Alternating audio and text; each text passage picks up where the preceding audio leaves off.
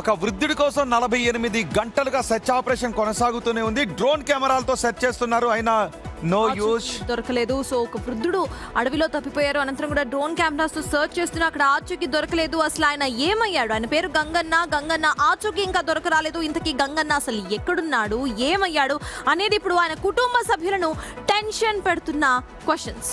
నిర్మల్ జిల్లా కడిం మండలం నవాబ్పేటకు చెందిన 70 ఏళ్ల గంగన్న 2 రోజుల క్రితం మిస్ అయ్యాడు. గురువారం పశువులను మేపడానికి సమీపంలో అటవీ ప్రాంతానికి వెళ్లిన ఆయన ఇంటికి తిరిగి రాలేదు. ఆయన కోసం చుట్టుపక్కల ప్రాంతాల్లో వెతికినా సరే ఆయన ఆచూకీ లభించలేదు. దీంతో పోలీసులను ఆశ్రయించారు కుటుంబ సభ్యులు. డ్రోన్ సహాయంతో పోలీసులు రెస్క్యూ ఆపరేషన్ చేయడానికి ఇటు ప్రయత్నిస్తున్నా ఎక్కడా కూడా ఆచూకీ దొరకని పరిస్థితి. 20 మంది పోలీసులు 3 బృందాలుగా విడిపోయి గంగన్న కోసం ముమ్మరంగా గాలిస్తున్నారు. డ్రోన్ కెమెరాస్ తో అడవిని అడుగడుగునా జల్లెడ పడుతున్నారు. అయినా ఎక్కడ గంగన్న జాడ కనిపించలేదు. ఇప్పుడు కూడా సర్చ్ ఆపరేషన్స్ కంటిన్యూ అవుతున్నాయి. మా ప్రతినిధి సాయి కిరణ్ ఉన్నారు పూర్తి సమాచారం అందించడానికి. సాయి కిరణ్, గంగన్న ఆచూకీ ఎందుకు దొరకడం లేదు? 2 రోజులైనా పోలీసులు ఏం చెబుతున్నారు? ఎక్కడికి మిస్ అయిపోయి ఉండొచ్చు అని అనుమానం వ్యక్తం చేస్తున్నారు. రోహిత్ పూర్తిగా కడియం మండలంలోని నవాబ్పేట గ్రామానికి ఆనుకొని పూర్తిగా దట్టమైన కవ్వాల్ అభయారణ్యం ఉంటుంది, దట్టమైన అడవి ఉంటుంది. ఆ అడవిలో పూర్తిగా తన పశువులను మేతకైతే తీసుకెళ్లాడు గంగన్న.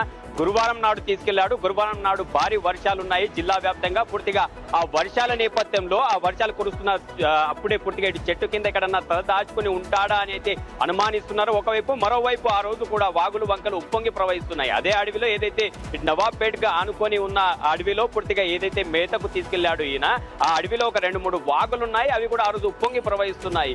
లేకపోతే ఆ వాగులో ఏమన్నా ఉధృతంగా ప్రవహిస్తున్న వాగులు కొట్టుకుపోయి ఉంటాడా అనే దాంట్లో కూడా ఇటు ఇదైతే చూస్తున్నది. సర్చ్ ఆపరేషన్ అయితే కంటిన్యూ అవుతుంది. నిన్నటి నుంచి పూర్తిగా పోలీసులు 3 బృందాలుగా విడిపోయి 20 మంది పోలీసులు డ్రోన్ కెమెరాతో సహా పూర్తిగా అడవిని జల్లెడ పడుతూ అటు గాలిస్తున్న పరిస్థితి అయితే కనిపిస్తుంది. ఎవరైతే గంగన్న ఉన్నాడో, ఈ గంగన్నకు సంబంధించి ఒక 3 పశువులు ఉంటాయి. ప్రతిరోజు కూడా అడవిలోకి ఉదయం లేవగానే పూర్తిగా మేతకు తీసుకెళ్లడం, సాయంత్రం ఇంటికి తీసుకురావడం అనేది ఆయన పూర్తిగా చేస్తూ ఉంటాడు. ఈ క్రమంలోనే సాయి కిరణ్, డ్రోన్ ఎక్కడైతే కవర్ చేయలేని ప్రాంతాలు ఉంటాయో, అంటే పూర్తిగా కెనోపీస్ ఉంటాయి కాబట్టి అక్కడ ఎట్లాంటి గాలింపు చర్యలు చేస్తున్నారు?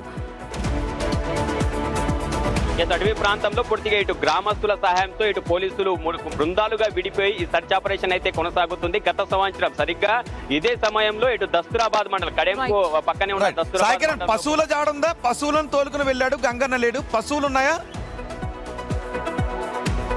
పశువులు ఇంటికి వచ్చాయి. అదే రోజు సాయంత్రం పశువులు ఇంటికి వచ్చాయి, కానీ గంగన్న ఇంటికి తిరిగి రాలేదు.